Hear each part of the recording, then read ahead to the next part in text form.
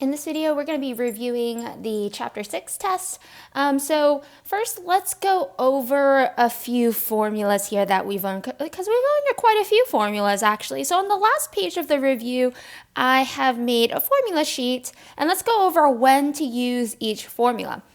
So for laws of sines, this is great when you have two of the angles, usually. And you'll notice this formula is where you create a proportion between the sides and its angles. So this is great when you have side angle angle, when you have angle side angle, or when you have the SSA case or side angle case. So this is the ambiguous case, but this is the case where one of your sides and one of your angles are in respect to each other. But the other side here isn't, and so you can use the law of cosines because you have the side and the angle in respect of each other, and so you can go and find the next angle. And so we only use law of sines in these three cases in general. Law of sines is kind of like the opposite. So law of sines is great when you're given two of the sides, like SAS, or side angle side, or when you have all the sides. So that is for law of sines and law of cosines. Now for these two, these are the area formulas. This one is particularly good when you have maybe side angle side, when you're given one of the angles, and then Heron's formula is great when you have just only the sides. And so you'll remember, oh, if I have only the sides, I have to find the semi-perimeter where I add up all the sides and multiply it by half. And then I use the semi-perimeter in the area formula to find the actual area of the triangle. Now we only use these two formulas when we don't have the height of the triangle. All right, let's get started in this review. Let's go back to the first page here. So in the first page, we're asked to label the type of triangle it is. So we're going to label, is it like side angle, or etc. And then we're going to solve the triangle. So we have to figure out all of its angles and all of its sides. So to get us started here, when I'm looking at this triangle, I notice the angles in the middle of these two sides. So this is a side angle side. So from here, I'm going to write down, what do I know? It looks like I have angle B. So that is 131 degrees. I know and this side here is side C because it's directly diagonal from it or opposite from C. So C, or little c, is 21 millimeters. And then A is directly across from 13. So I know little a is 13 millimeters. So from here, I need to find the other three missing pieces. So because I have SAS, I want to use probably law of cosine. So I have two of the sides here. Now, with this amount of information, I probably should use the formula that has the angle B in it, and then its opposite two sides. So that formula, if you look down below in the formula sheet, the one that has angle B is B squared equals A squared plus C squared minus 2AC cosine of B. So I'm going to plug in everything I know. I know little b is, I don't know what little b is actually. So that's the item that I want to find. Little a is 13. Little c is 21 minus 2 times 13 times 21 cosine of 131. Make sure you have a calculator for this. You can use a scientific calculator or a TI-84 graphing calculator. So I'm going to go ahead and square all these numbers first. So 13 squared gives me 169. 21 squared is 441. And then what I'm going to do is multiply 2, 13, and 21 together so I can clean that up. And that's where I get 546.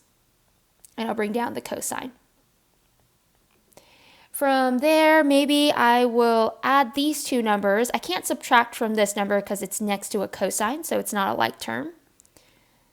So 169 plus 441 gives me 610, and then I'll bring down the cosine here. The goal is to try to get b by itself, but it has a square on it, so I'm going to try to get rid of this square by taking the square root. So this cancels. So I'm going to put this in the calculator now. I'm going to take the square root of this inside the calculator. Make sure you're in degrees before you put this in the calculator. And when I do, I'm going to round it to 3 decimal places, but I get 31.116. So it looks like b is about 31.116 of length. So this was little b. So I'm going to write that over here. All right, so I have b. I have all the sides now. I can find any of these angles, but I don't have to use law of cosines anymore because I have a proportion. I have b's angle and b's side, so I could probably use that to find a next if I choose to do so. So I'm going to do it over here to the side. So if I create a proportion with b, this is going to be 31.116 over sine of 131. I'm going to set this equal to a, so that's 13 millimeters over sine of angle A, because I don't know what that is yet, but I'm about to find out. So I noticed that a is in the denominator, and so if I'm solving for that, I want to get it out of the denominator. It might be best to just use cross multiplication, get that out, and this would lead me to 31.116 sine of A, 13 sine of 131 degrees. I'm going to divide this by 31116, so I can cancel this part out, so I have to divide it to the other side. So my sine comes down, and I have to plug this into the calculator. So plugging this in, I get 0.315, my decimal. And so I'm going to take the inverse sine of this so I can get rid of the sine. So this is going to be sine inverse of 0.315, and that's how I'll find A. So I'm going to plug this into the calculator and see what I get. And again, make sure you're in degrees. So this is going to be 18.361 degrees if I plug it in the calculator.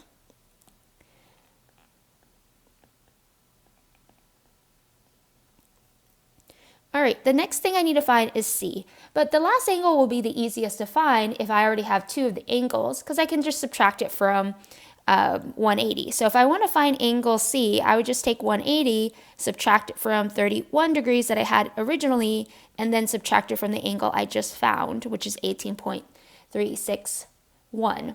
And so if I do that, I get 30.639.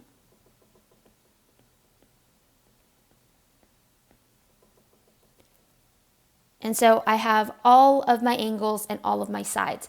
I highly recommend that you double check by seeing the proportions. Like this here is the smallest side. It does have the smallest angle. This side was the biggest side. It does have the biggest angle. And this one looks like it was the middle angle and side. So make sure you check before you turn in your answer, or else you might have realized maybe you found the wrong angle. All right, let's move on to the next one here. So for 2 here, it looks like we are given 2 of the angles and 1 of the sides. So this is an angle side, or you can say it's a side angle, or you can say it's an angle side. I can take either one of those, but it looks like you have 2 of the angles. Anytime you have 2 of the angles, you probably can use law of sines. So let's just double check here. I have E, which is 83 degrees. I have D, which is 66 degrees, and I have, looks like this side here is directly across from big E, so this is little e at 31 yards. And so if you look at what you have, you already have a ratio. You can make a ratio with E and then you can find D easily. You can also probably find F because you have 2 of the angles. Actually, let's go ahead and find F real quick. So F is going to be, let's see, F is going to be 180 minus 66 minus 83. And that's going to give me, by the way, if you guys don't remember this notation, it looks like a crocodile sign, but it just means angle. So the angle of F. Thought I might refer to that real quick if you guys don't know what symbols I'm writing. So I'm going to subtract these and see what I have left over. And I got 31 degrees left over. So I'm going to go ahead and find D first by creating a proportion with E. So let's see here. I have 31 over sine of 83 degrees. I'm going to set this equal to little d. I don't know what d is yet, but I know its angle is 66 degrees. I noticed that d is already on top, so I don't need to cross multiply. Instead, I just need to get rid of this denominator, and I can do that by easily multiplying both sides by sine of 66. So I'm going to multiply it to this side as well to cancel out. And so if I plug this in the calculator, I could do sine 66 times 31 divided by sine of 83, round that to the nearest 3 decimal places, and I get 28.533. 28.533, if I can fit that yards in, maybe. And then I'm going to go ahead and find F now, doing the same thing. So I'm going to go ahead and still use E's proportion, just to avoid some rounding error. So 31 over sine of 83 degrees. And now I'm going to find little f, but I know that its angle is 31 degrees. So again, I'm going to try to multiply the denominator off so I can get rid of that very quickly.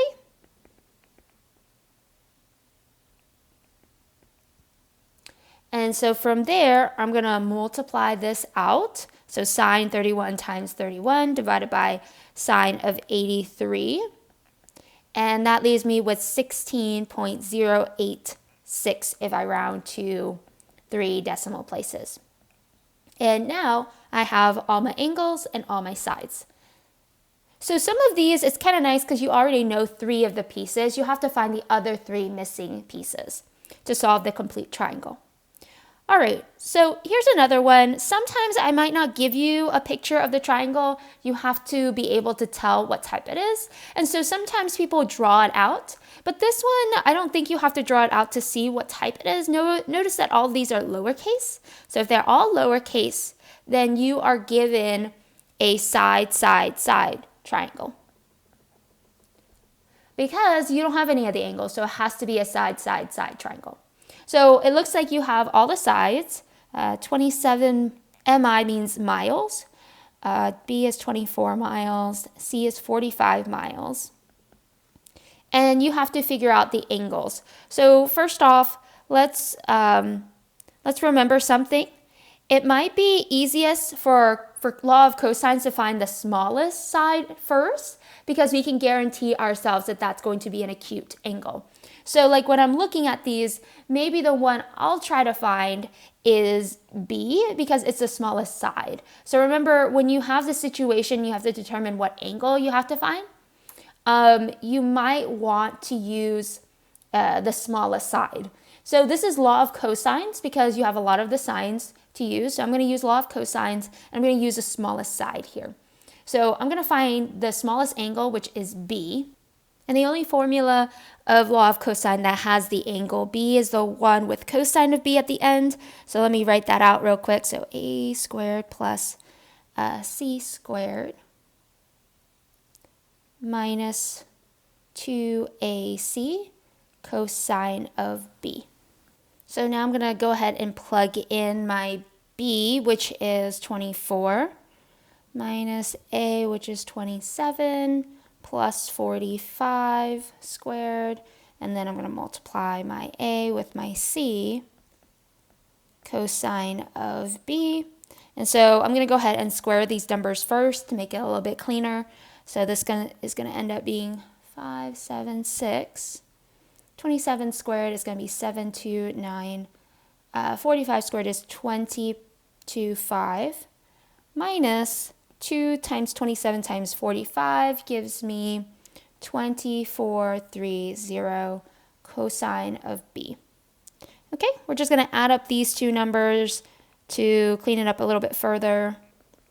So 729 plus 2025 is going to give me 2754. Bring down the cosine. So now I'm going to try to get b by itself by moving stuff over. So I'm going to move over this first. So subtract off this. So that removes.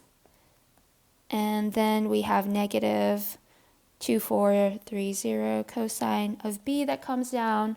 And then this side will end up being negative 2175. If I subtract, so then this needs to be removed by dividing it off.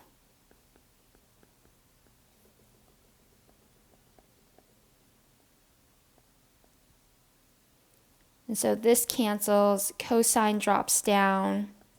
So I'm almost there. If I divide, the two negatives end up becoming positive, 0.895. All right, from here I can take the inverse cosine of 0.895, and that's how I'm going to get my angle B, which ends up being 26.492 degrees. So I get my my B value, which is 26.492. I can now go ahead and find the other two. So I recommend always going from the smallest to the greatest or the largest. So in this case, I might go after A next because I know it also has to be an acute angle. Since these both should be acute and the largest side is C, so this could be obtuse or it could be a really big acute angle. So I'm going to go after A next since it's the next smallest. So 24 over what I just found, the angle, sine of 26.492. And notice I'm using law of sines because I already have a proportion for B. I can easily set this to proportion of A, so I can find A's angle. So from there, I notice A is in the denominator, so I'm going to cross multiply to get it out of the denominator. So that'd be 27 sine of 26.492. And we have 24 sine of A. I'm going to divide by 24 here. So this cancels. And then sine is brought down. And I need to multiply 27 with sine of 492 divided by 24. And so that gives me a decimal, so 0.502. I'm going to take the inverse of this. And I get 30.132 degrees. So that is my next angle, 30.132 degrees. And now I just have to find angle C. And so to find angle C here, I'm going to need to just subtract the two angles that I have from 180.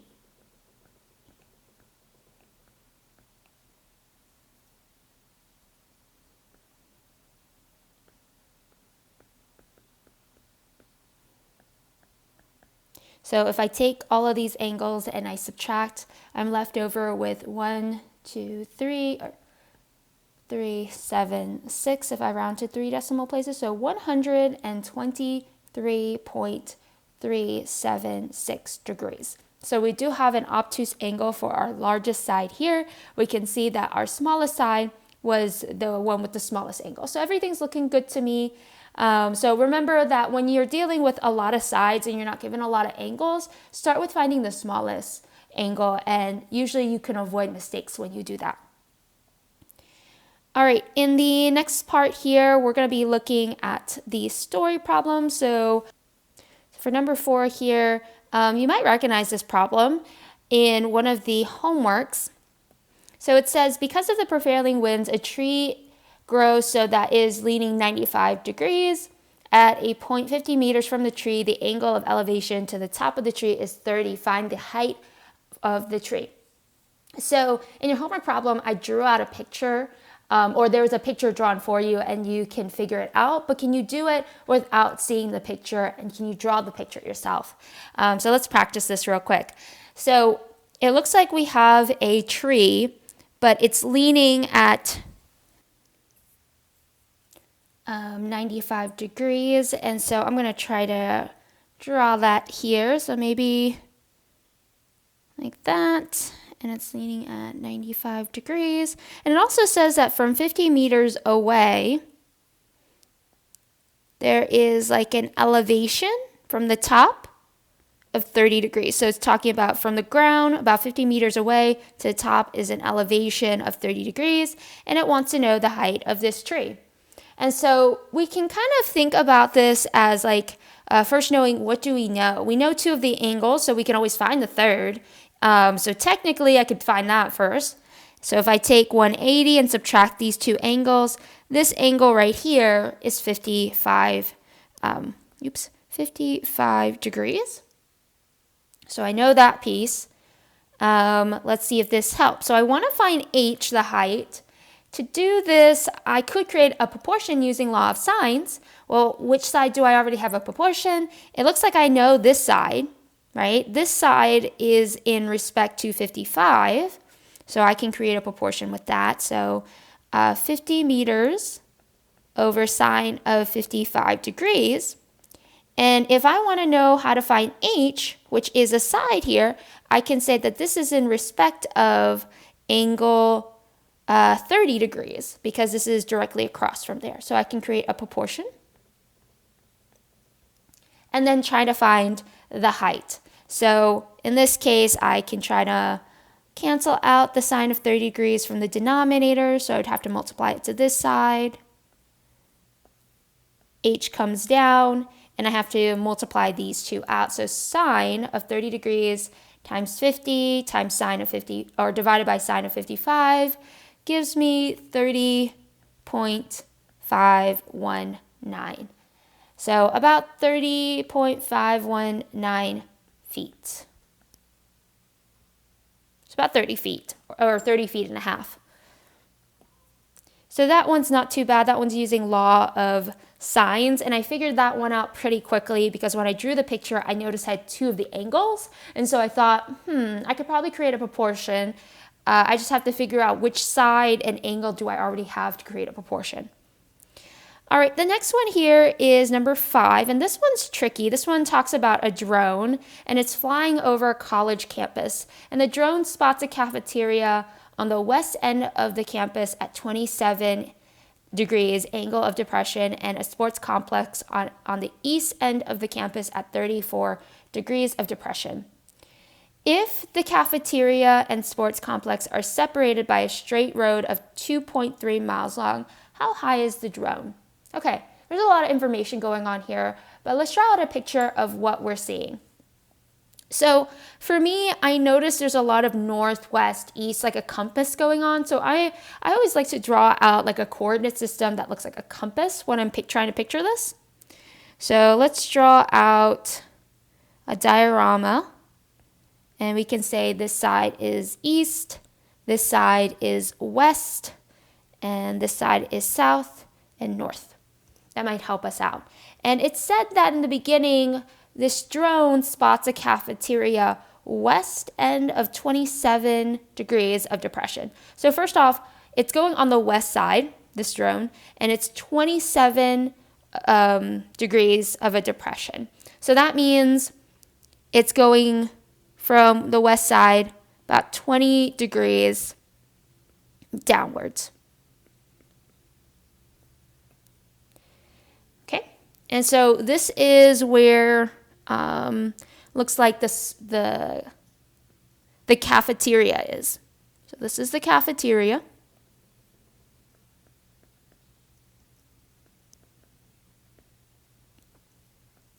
And then I'm going to imagine the drone being right here. Maybe this is the drone. So it's up above, it's looking down at a depression of west 27 west. So I kind of know that this drone is flying above, and that's my intuition that this drone would be up in the sky and it's looking downwards at 27 degrees west, but I know that it's looking downwards, so that means south. That's why I knew to draw it downwards like that. And then from the sports complex, there's a 34 degrees of depression on the east. So I'm going to draw this east. That's not a very straight line. Let me do that over again. There we go. And so I'm going to make this 34 degrees. And this is going to be the sports complex. There we go. And it also says that the two locations connect together about 2.3 miles. So I know that the base of this almost looking triangle, this looks like a triangle now, this base here is about 2.3 miles from each other. Okay, so what do I want to know? I want to know essentially how high is the drone. Okay, so that means I want to know the height of the triangle. So this piece right here, I want to know the height. Okay, that's going to be quite difficult to find because there's a lot of missing pieces here. First off, I don't know anything about the angles of this triangle that I produce. I just know one side. That's it. So first off, we need to think about a plan for figuring this out.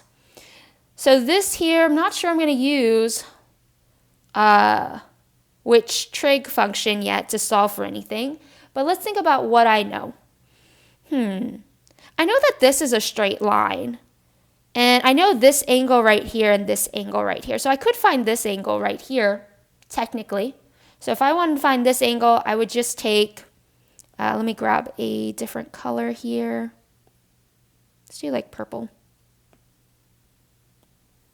So if I want to know what this angle is, I could just take 180 and subtract it from 27 and 34. Because if I subtract these two sides off, I know what this angle has to be because it's sitting on a line. And so that would give me about 119 degrees. Not sure if that will do anything for me, but it allows me to see the picture better. I know what this angle is. But I really want to know what this height is. But what I'm doing is like I know this angle, so I know this side is connected to this angle. So I could make a proportion now if I wanted to. But that won't allow me to find the height. I think the only way to find this height is if I were to develop a right triangle. But in order to develop a right triangle and use SOHCAHTOA, I have to find these sides here, okay? And that's the part that gets a little tricky. So let's think for a moment about angles.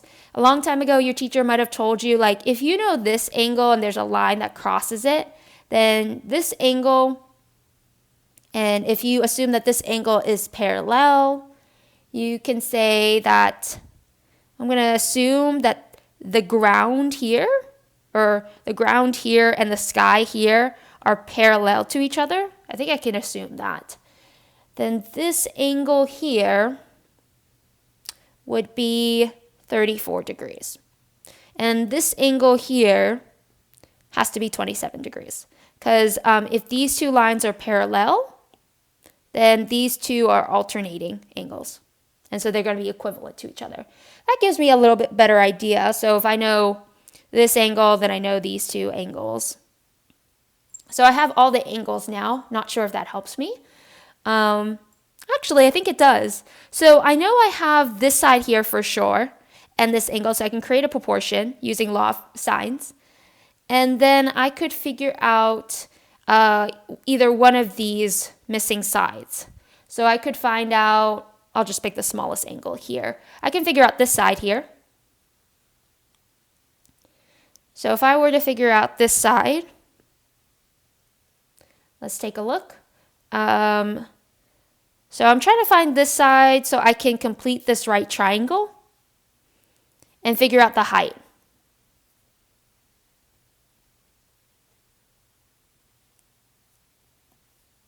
So let's erase that real quick. So I'm going to create a proportion of the 2.3 miles over angle sine of 119 degrees. Set this equal to x, this side. And this side here would match up with this angle here. So x sine of 34 degrees. And then I'm going to try to solve for this. So I'm going to multiply the denominator off of it and multiply it to this side. So my x, if I multiply sine of 34 times 2.3 divided by a sine of 119, I get 1.471. Okay, so I know that this side here is 1.741 miles now. And that's telling me that this drone at this angle, 27 degrees, it's about 1 mile and 0.471 miles away from the cafeteria. Like that line of sight is about that far away. All right, let me think about this for a moment. If I know this side, I know this angle, I could find this height using SOHCAHTOA. So if I think about SOHCAHTOA for a moment, this height here is about opposite to this angle. So I probably need to use sine.